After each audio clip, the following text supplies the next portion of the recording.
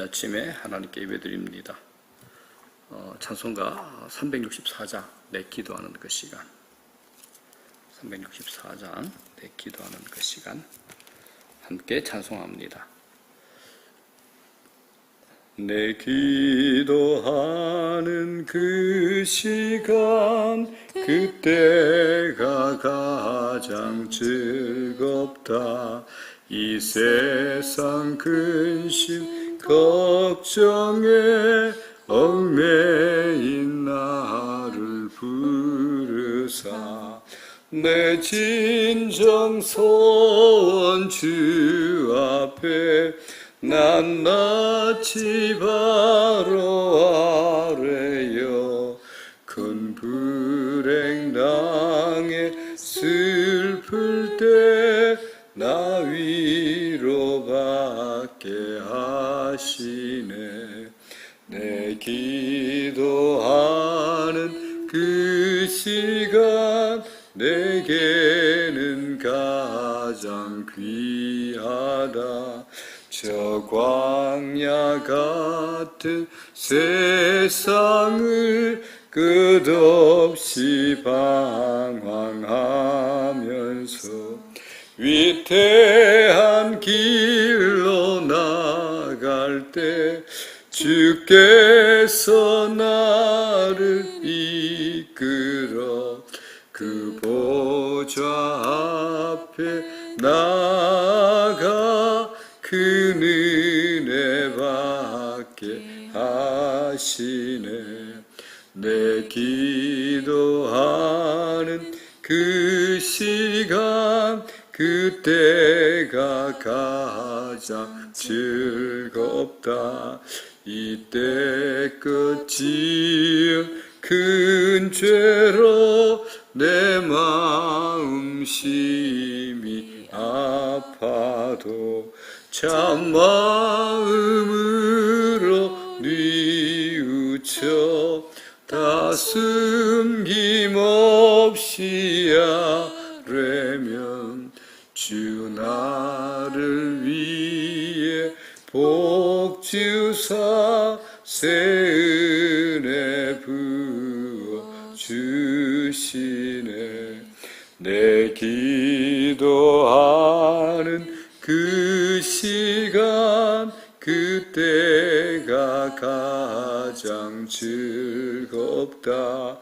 주 세상에서 일찍이 저 요란한 곳 피하여 빈들의 소나 산에서 온 밤을 세워 지내사 주 예수 친히 기도로 큰 본을 보여주셨네. 아멘. 하나님 말씀 저희들이 오늘은 기도에 대해서 좀 나누도록 하겠습니다. 누가복음 11장 1절에서부터 4절까지. 예수께서 한 곳에서 기도하시고 마치심에 제자 중 하나가 여짜오되 주여 요한이 자기 제자들에게 기도를 가르친 것과 같이 우리에게도 가르쳐 주옵소서. 예수께서 이르시되 너희는 기도할 때에 이렇게 하라. 아버지여 이름이 거룩히 여김을 받으시오며 나라가 임하시오며 우리에게 날마다 일용할 양식을 주시옵고 우리가 우리에게 죄 지은 모든 사람을 용서하오니 우리 죄도 사하여 주옵시고 우리를 시험에 들게 하지 마시옵소서 하라. 아멘. 자, 기도합니다. 이날에도 여전히 저희들은 기도하며 아버지 하나님을 바라보기를 소망합니다.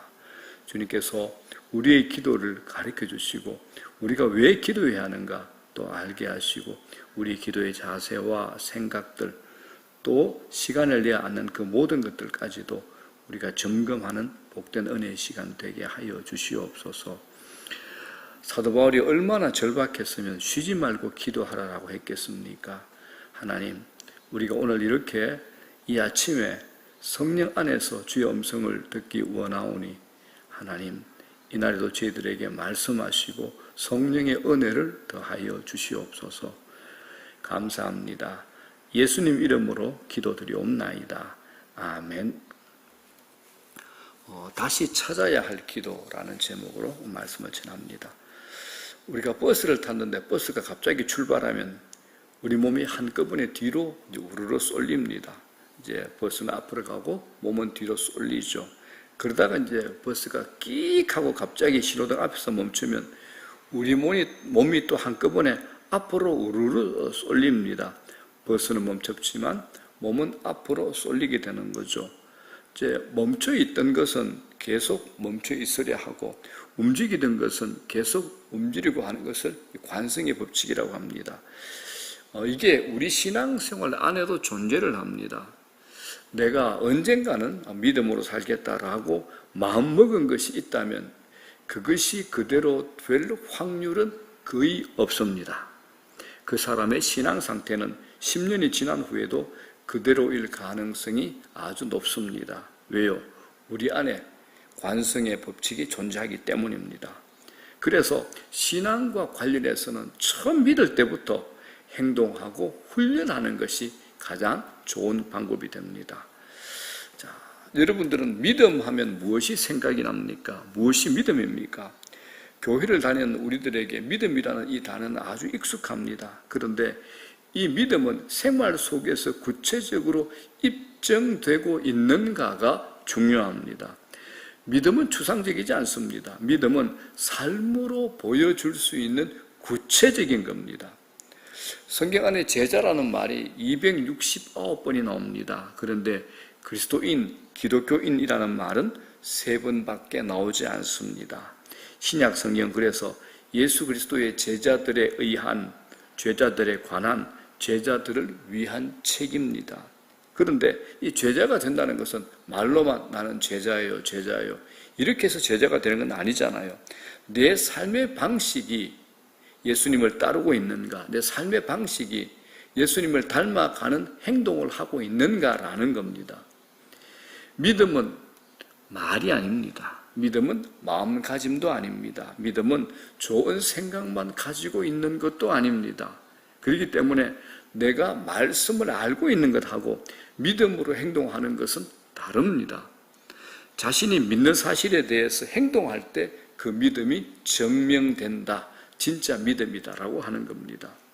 요즘 현대인의 신앙들이 여기에 이제 우리가 많이 관심을 가지고 들여다봐야 됩니다. 행동하기보다는 생각을 많이 하는 쪽으로 기우는 경향이 있습니다. 유튜브나 주위에 워낙 자료들이 많으니까 생각을 많이 하게 됩니다. 신앙생활도 오래 하다 보면 행동하는 것보다는 생각하는 것에 머물러 있게 되는 경우도 참 많은 것 같습니다. 그래서 신앙적인 말을 많이 하고 아는 것은 많은 것 같은데 믿음이 실제화되지 않는 분들이 꽤 많습니다. 그런데 우리가 이 믿음은 행동하기 전에는 우리에게 아무 일도 일어나지 않습니다. 우리가 믿는다라고 하는 것과 믿는 대로 사는 것은 완전히 다르죠. 많은 사람들이 믿는다라고 하지만 사실은 자기 착각에 빠져 있습니다. 생각으로만 믿고 행동하지 않는 게 너무 많다라는 거죠. 믿는다라고 생각만 할 뿐 그것을 행동으로 옮기지 않으면 이건 믿는다라고 말하기 어렵습니다. 믿음을 구체적인 행위로 드러내지 않았기 때문에 진짜 믿는 것인지 믿지 않는 것인지 확정되지 않습니다. 그래서 우리들이 중요한 것으로 인식은 하고 있지만 제대로 하고 있지 않는 신앙생활의 중요한 부분, 기도를 다시 한번 점검해 보는 겁니다. 자, 여러분들 이 아침에 이제 새벽 예배 들어오는 분들은 기도하는 분들이잖아요. 그런데 묻고 싶습니다. 정말 기도하시나요? 나는 기도를 신뢰하고 있다. 그래서 나는 기도하고 있다라고 말할 수 있습니까? 왜 신자들이 기도하지 않을까요? 기도가 어렵게 여겨지기도 하지만 또 다른 이유는 기도를 믿지 않는 마음으로 하기 때문에 그렇습니다. 기도를 믿지 않는 마음에 지배를 당하는 거죠. 기도한다고 무슨 일이 일어날까라는 의심이 기도의 마음을 가로막습니다. 그런데 이 바른 기도를 하게 되면 영적 건강의 회복이 먼저 일어납니다. 성경을 보면 성경 속에서 기도의 위치는 절대적입니다. 성경 전체가 기도서라고 할 수 있습니다. 이 말은 기도를 떠나서는 신앙생활을 할 수 없다는 것을 우리에게 말하고 있는 겁니다. 오늘 본문을 보게 되면 무엇보다도 기도에 집중하신 예수님의 모습은 우리 신앙의 모델이 됩니다. 자, 1절 이런 말씀이 나오죠. 예수께서 한 곳에서 기도하시고 마치시매라고 합니다. 주님은 공개적이고 의식적인 기도가 아니라 개인적이고 은밀한 기도를 하셨습니다. 주님의 하루는 매우 바빴습니다. 굉장히 많은 사람이 몰려오죠. 육체적으로 굉장히 지쳤을 겁니다. 그런데 주님은 기도의 자리를 놓치지 않으셨습니다. 기도에 집중력을 가지셨다는 겁니다. 우리는 어떤 일을 당하거나 필요에 의해서 기도하려고 하지만은 주님은 기도 중심으로 사셨습니다. 새벽 미명에 기도하셨고 특별한 중요한 일을 결정하실 때는 밤을 새우면서 집중적인 기도를 하신 겁니다. 삶의 결정적인 순간에는 아주 집중적인 기도를 드리신 분이 주님입니다. 그래서 예수님도 기도를 제일 중요하게 여기셨습니다. 본격적인 사역을 시작하시기 전에 40일 동안 금식 기도하셨죠. 십자가 죽음을 앞두고 땀방울이 핏방울이 되도록 기도하셨습니다. 십자가에 달려 돌아가실 때 이제 가상 7이나 그러죠. 7개의 말씀 중에 3개가 기도잖아요. 나의 하나님, 나의 하나님, 어찌하여 나를 버리셨나이까? 이것도 기도죠. 두 번째는 아버지, 저들을 용서하여 주옵소서. 저 사람들은 자기가 무엇을 하는지 알지 못합니다. 마지막으로 아버지, 내 영혼을 아버지 손에 맡기나이다. 이 3가지는 하나님께 올려드리는 기도였습니다. 주님의 공생애는 기도로 시작하셨고 기도로 마치셨습니다. 주님은 기도로 일을 준비하셨고 기도로 시작하셨으며 기도하며 일했고 끝나고 나서도 기도하셨습니다. 이 부분에 이제 우리가 또 의문이 생깁니다. 그거야 뭐 예수님이니까 당연히 그러시겠죠. 우리는 보통 사람 아닙니까? 라는 질문을 하실 겁니다. 또 많은 성도들이 어떤 신앙적인 헌신이나 결단 앞에서 이런 핑계를 대죠. 내가 목사도 아닌데, 내가 전도사도 아닌데. 그런데 여러분 곰곰이 생각해 보십시오. 예수님이 이렇게 자주 깊이 진지하게 기도하셨다는 것은 당연한 것이 아니라 이상한 일이 됩니다. 왜요? 사실 따지고 보면 그분은 하나님의 아들로서 이 땅에 보내심을 받은 분 아닙니까? 예수님은 하나님의 지혜와 권능과 능력이 충만한 분이었습니다. 완전한 신성, 완전한 인성을 가지신 하나님이시잖아요. 그분은 기도가 필요 없으신 분입니다. 그런데도 예수님은 이 땅에서 계실 때 기도를 제일 중요한 것으로 여기고 행동하신 겁니다. 식사를 그러나 한이 있더라도 기도는 그러지 않으셨습니다. 충분히 기도하기 위해서 잠자는 시간도 줄이신 겁니다. 왜 그러셨을까요? 그건 기도가 약해지는 것만큼 하나님과의 관계가 느슨해지기 때문에 그렇습니다. 우리 마찬가지입니다. 내가 기도 생활이 게을러졌다. 하나님과의 관계에 빨간불이 들어왔다. 이렇게 판단하시면 정상입니다. 우리가 의사나 존경하는 선생님의 지시를 따르지 않으면서 신뢰한다. 이렇게 말하는 건 거짓말이죠. 마찬가지로 우리가 예수님을 신뢰한다. 내가 예수님 완전히 믿는다. 라고 말하면서 그분이 가장 중요하게 여기셨고 우리에게 모범을 보이신 기도를 따르지 않는다는 것. 이건 거짓말이라는 겁니다. 그러므로 여러분 신앙생활이 뭐냐? 기도생활입니다. 무엇을 위해서 기도한다는 것이 아니라 기도라는 것이, 기도한다는 것이 신자의 정체성입니다. 그래서 신자는 누구냐? 기도하는 사람입니다. 나는 신자야 라고 할 때 나는 기도하는 사람이야 라는 것이 자동적으로 성립이 되어야 하는 겁니다. 예수님의 제자들에게도 기도의 목마름이 일어났습니다. 1절 보십시오. 예수께서 한 곳에서 기도하시고 마치심에 제자 중 하나가 여짜오되 주여, 요한이, 여기 요한은 세례 요한입니다. 세례 요한. 요한이 자기 제자들에게 기도를 가르친 것과 같이 우리에게도 가르쳐 주옵소서.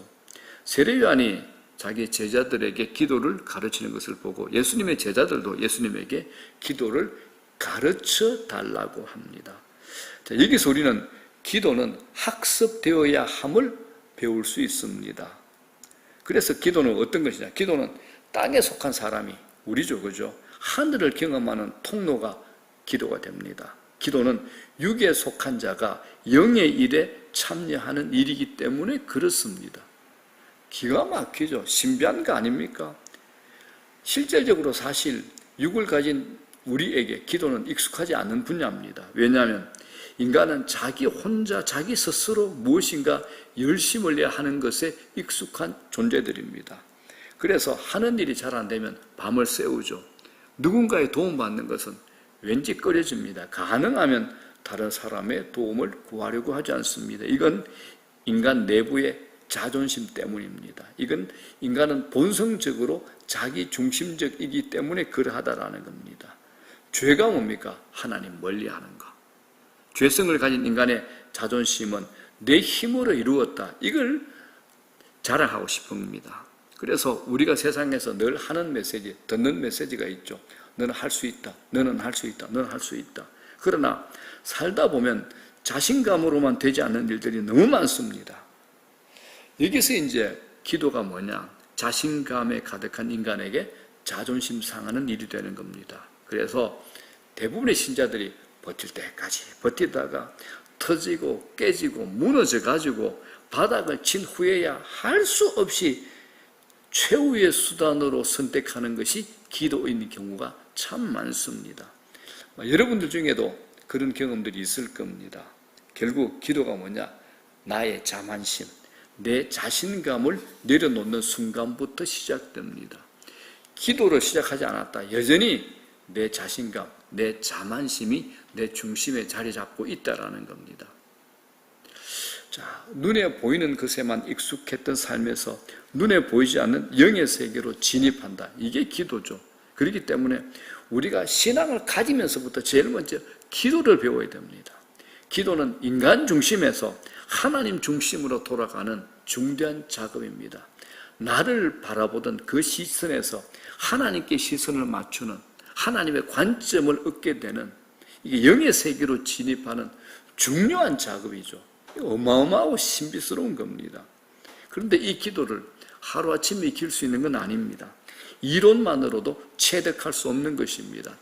기도에 관한 책 수백 권을 읽어도 기도가 늘지 않습니다. 기도는 기도의 자리에 앉아서 기도하는 것 외에는 다른 방법이 없습니다. 매 순간 몸에 배도록 꾸준한 학습을 하시는 겁니다. 몸에 배도록 꾸준하게 학습하는 겁니다. 그래서 기도가 최후의 수단이 아니라 최선의 방식이 될 때, 최초의 선택이 될 때 하나님께서 우리 인생 가운데 놀라운 축복을 허락해 주시는 겁니다. 기도를 보면 그 사람의 신앙이 보이죠. 기도가 어디까지 들어가느냐가 그 사람의 신앙의 세계다라고 판단할 수 있습니다. 저는 여러분들이 기도의 세계에 언제나 새롭게, 더 깊이, 더 넓게, 더 높이 눈을 뜨는 역사가 있기를 이 아침에 축복합니다. 자, 말씀 정리합니다. 기도가 뭐냐? 우리가 들었던 얘기가 있잖아요. 성도의 호흡. 호흡이 멈추면 죽습니다. 기도가 메마르면 그러면 사람이 메말라갑니다. 신앙이 메마를 뿐만 아니라 신자는 사람 자체가 메말라갑니다. 기도가 멈추면 영이 메말라 시들거리죠. 영이 메마르면 육체가 방향을 잃습니다. 그렇기 때문에 기도는 어떤 경우에도 반드시 잡고 놓치지 않으셔야 됩니다. 내가 기도가 회복되지 않았다. 제일 먼저 기도부터 회복해야 되는 겁니다. 그래서 바울은 데살로니가서 이렇게 얘기하죠. 쉬지 말고 기도하라. 이게 무슨 말일까요? 쉬지 말고 기도해라. 여러 가지 뜻이 있지만은 저는 이렇게 느낍니다. 굉장히 절실한 표현이죠. 쉬지 말고 기도해야 돼. 멈추면 죽는다. 이 말과 같습니다. 쉬지 말고 기도해라. 너 멈추면 죽는다. 그렇기 때문에 기도하라는 겁니다. 기도는 필요에 의해서 선택하는 것이 아니라 생사가 걸려있는 주제가 기도가 됩니다. 우리는 나 혼자 살아갈 수 없죠. 하나님과 함께 살아가도록 그렇게 만들어진 존재입니다. 수영을 하는 분들이 들어있던데 수영을 배우는 게 처음에는 어렵고 힘들죠. 익숙해지면 가라앉는 것보다 물에 떠 있는 것이 더 쉽습니다. 자연스럽게 떠는 겁니다. 여러분의 기도의 세계도 그런 역사가 일어나기를 주의 이름으로 축복합니다. 주님께서 제자들에게 기도를 가르쳐 주신 것처럼 오늘 성령께서 우리의 기도의 세계를 풍성하게 해주실 것을 믿습니다. 기도를 붙잡으면 우리 삶에 활력이 일어납니다. 기도를 배우고 기도가 깊어지는 만큼 우리 인생이 날마다 새로운 세계로 하나님의 인도를 받고 더 풍성하고 더 멋진 인생으로 주께서 인도해 줄 줄로 믿습니다. 오늘 이 아침에도 더 깊은 기도의 자리, 더 큰 은혜를 경험하는 기도의 자리, 하나님의 음성을 듣고 하나님의 만져주심을 경험하고 이때껏 받아본 적이 없는, 누려본 적이 없는, 경험한 적이 없는 깊은 기도의 세계, 신비의 영적 세계를 경험하는 그런 시간 되시기를 주의 이름으로 축복합니다. 주기도문으로 마치겠습니다. 하늘에 계신 우리 아버지, 이름이 거룩히 여김을 받으시오며 나라의 마옵시며 뜻이 하늘에서 이루어진 것 같이 땅에서도 이루어지이다. 오늘날 우리에게 일용할 양식을 주시옵고 우리가 우리에게 죄 진 자를 사하여 준 것 같이 우리 죄를 사하여 주시옵고 우리를 시험에 들지 말게 하옵시며 다만 악에서 구하시옵소서. 대개 나라와 권세와 영광이 아버지께 영원히 싸움나이다. 아멘.